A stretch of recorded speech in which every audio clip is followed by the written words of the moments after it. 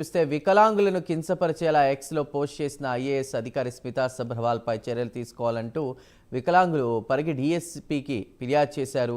వికలాంగుల మనోభావాలు దెబ్బతీసేలా పోస్ట్ చేయడం చాలా బాధాకరమన్నారు. ఐఏఎస్ అధికారిని వెంటనే సస్పెండ్ చేయాలంటూ కూడా ఎన్పీఆర్డీ జిల్లా అధ్యక్షుడు దశరథ్ డిమాండ్ చేశారు. వికలాంగుల వైకల్యం శారీరకంగా అంగవైకల్యమే కానీ మానసికంగా వైకల్యం కాదని, వారు అన్ని రంగాల్లో రాణిస్తున్న సంగతి స్మితా సబ్రవాల్ గుర్తుంచుకోవాలని సూచించారు. ఐఏఎస్ అధికారి వికలాంగులకు వెంటనే క్షమాపణ చెప్పాలని, లేదంటే రాష్ట్ర వ్యాప్తంగా ఉద్యమిస్తామని హెచ్చరించారు.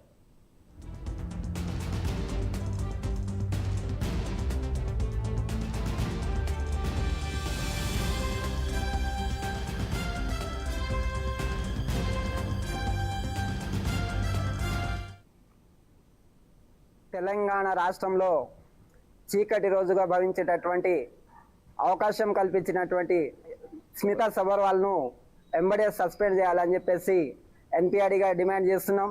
దీంట్లో ఈరోజు వికలాంగులకు ఏదైతే ఐక్యరాజ్య సమితి ఒప్పందం ప్రకారం సెక్షన్ 34 ప్రకారం వికలాంగులకు ఖచ్చితంగా ఉద్యోగాలలో రిజర్వేషన్ కల్పించాలని చెప్పేసి ఐక్యరాజ్య సమితి ప్రతిపాదించినటువంటి జీవోలను ఈరోజు వ్యతిరేకించినటువంటి స్మితా సబర్వాల్ను ఎమ్మడే సస్పెండ్ చేయాలని చెప్పేసి డిమాండ్ చేస్తున్నాం.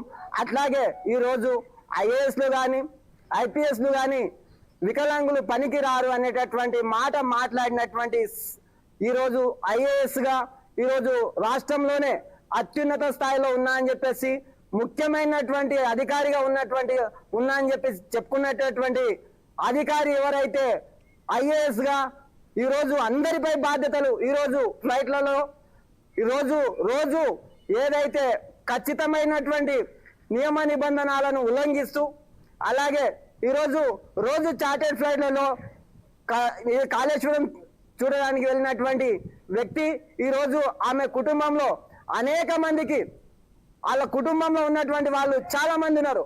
వాళ్ళలో ఏ ఒక్కరికైనా మాకొచ్చిన పరిస్థితి వాళ్ళకు వస్తే అప్పుడు ఆమె ఏ మాట మాట్లాడుతుందని చెప్పేసి ఈరోజు ప్రశ్నిస్తున్నాం. ఈరోజు